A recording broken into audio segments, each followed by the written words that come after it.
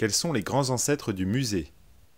Ce sont les trésors présents partout où il y a des monarchies sacrales. Et ce sont les collections particulières qui, elles, sont un phénomène très circonscrit.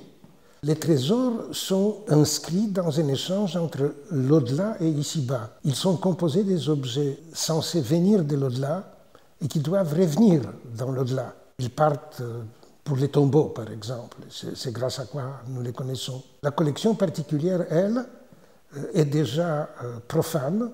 Elle n'est pas l'apanage d'un roi, ou en tout cas d'un prince, d'une figure de toute manière sacrale.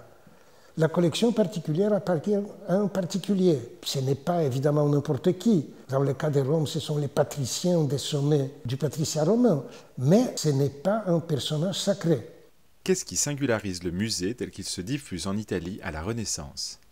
Alors, le musée à la Renaissance, dans sa première mouture, c'est un musée des sculptures anciennes. Donc, encore une fois, nous sommes dans les cultes de l'antique, puisque ces sculptures anciennes représentent aussi des païennes ou des divinités païennes. Elles ne peuvent pas trouver place dans un endroit lié au culte chrétien. C'est une collection publique qui s'inscrit dans un échange entre le passé, le présent et l'avenir, et non pas entre l'ici-bas et l'au-delà. Il est déconnecté du culte chrétien, voilà, pour le dire le plus brièvement possible.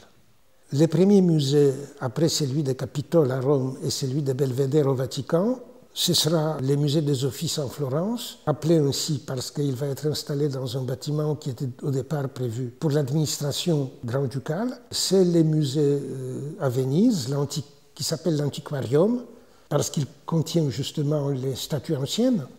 Et c'est le musée de Milan. Ces 5 musées se mettent en place, et pour longtemps, ils resteront les seuls. Ensuite, petit à petit, ça va essaimer en Italie et ailleurs. Comment le musée a-t-il conquis l'Europe puis le monde?